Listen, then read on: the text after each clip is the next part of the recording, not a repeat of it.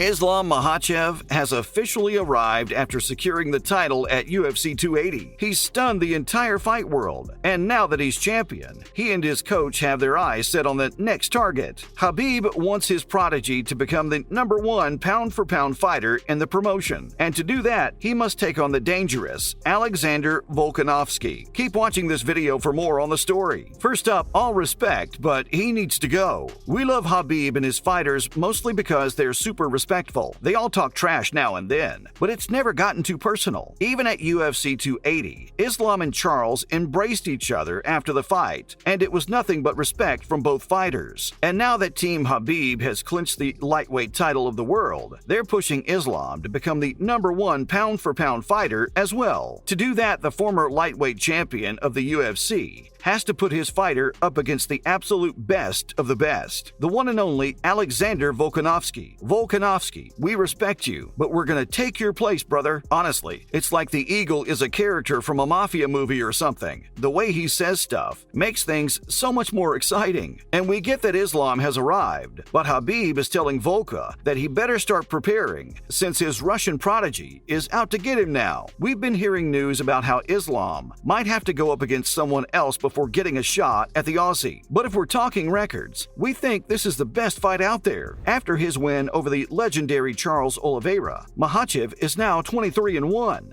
And if that's impressive, Volka is one step ahead, boasting a professional record of 25-1. The Aussie is unbeaten in the UFC, and he's also undefeated as the featherweight champion. Next, the cheat sheet. We're not sure how this is a cheat sheet, since all Khabib did was tell Volka how Islam would defeat him. But if you look at it from a different perspective, he's given away the game plan. And like we can all guess, it has a lot of grappling and wrestling. Now, Makhachev has a lot of weapons up his sleeve. We saw that in his last fight against Dubronx. We expected him to come out and immediately take the fight to the ground. But Charles did that. But after that first exchange on the ground, it became pretty clear to the Brazilian that it was better if he fought on his feet. Regardless of what happened at UFC 280, we think Charles is still the better striker, and we're amazed how Islam could school him at his own game. Believe it or not, the new lightweight champion of the world landed some brutal blows, with the last one setting him up for a victory. And in his future fight against Volka, Khabib thinks Islam will need to be more cautious and focus on wrestling, to grapple, and clinching. But here's the thing, Nurmagomedov also thinks his prodigy will knee the life out of Volk and eventually tire him out with his exceptional wrestling skills. Look guys, we underestimated Islam once, and we're not going to do it again. But isn't Khabib overreaching here? Moving on, he's the best boxer in the UFC. Let's not kid ourselves here. Charles was hesitant against Islam. It just felt like he wasn't in his natural game. He was too cautious, and we understand it was a high-pressure situation, but we didn't expect him to be so careful. He had to come out guns blazing, and given Islam is one of those fists of fury, the Russian would have gone on the back foot, but instead, it was all Makhachev. As we said before, Dubronx was hesitant, but should we be taking Khabib's word for it and think Islam is unstoppable now? Will Alexander also fall, just as Charles did? If you're Team Khabib, sorry for saying this, but Volk isn't Charles. We're not taking anything away from the Brazilian, but Alexander is the #1 pound-for-pound fighter in the promotion. He's the king, and if we're talking about his strengths, he's the best boxer in the UFC.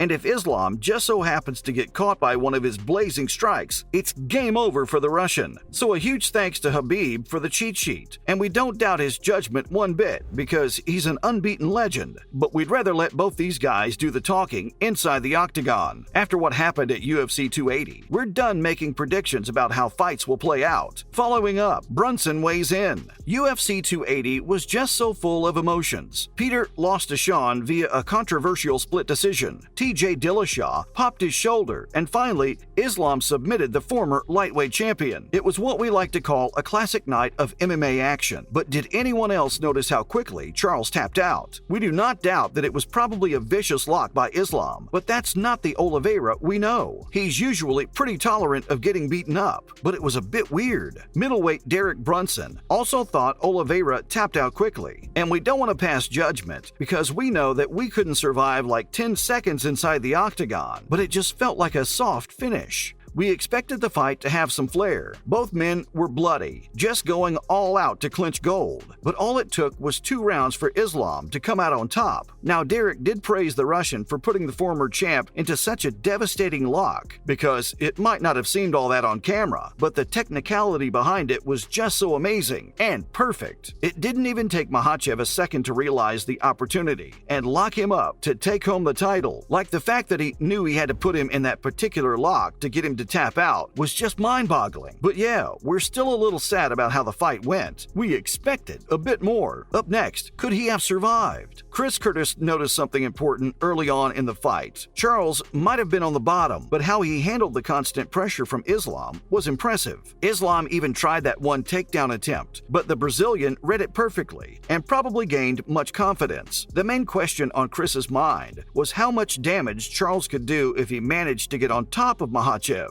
Could he be able to choke him out or get him to tap? That was the main question. But before we could even see something like that happening, Islam caught him with a deadly strike, sending him to the ground and allowing him to submit him. Okay, let's assume that he didn't get clipped. What if he wasn't shaky and out of it? Could he have survived that lock? Honestly, we think he was just too out of it. That punch by Islam just before the lock got him good, and that was also why he tapped out so fast. Maybe if he hadn't been clipped by Islam and still managed to get him into that lock, he might have survived, making the fight much more interesting. But anyway, it played out the way it was supposed to play out. We're not taking anything away from Makhachev. Last but not least, not even the champ had any idea. We can't recall who said this, but the Charles versus Islam fight could have played out in 2 ways. It would have either been very interesting or very boring. And judging from what happened in Abu Dhabi, we wouldn't say it was boring, but we're not going to say it was very interesting either. It was an okay fight. We saw glimpses of what could have happened if the fight went on for 5 rounds. It would have been a good exchange, but Islam was clearly on top form from the first 2 rounds, excluding the submission. But what many people forget here is that Charles is literally the king of submissions. He has the most submissions in UFC history, and the fact that he lost in the same fashion is just mind-blowing. We had no idea that would have happened, but not even heavyweight champion Francis Ngannou thought that's how the fight would end. He tweeted how he never saw this coming, and if we had to guess, he was probably supporting the former lightweight champion. But yeah, we said it before and we'll say it again. We're not taking anything away from Makhachev. What he did is truly extraordinary. That's it from our side, folks. So what do you think? Is Khabib underestimating Alexander Volkanovski? And is Islam the best pound-for-pound fighter in the promotion? Let us know in the comments below. Remember, don't forget to hit the like button and subscribe to our channel for more exciting videos in the future. Thanks for watching, guys, and we'll see you in the next one.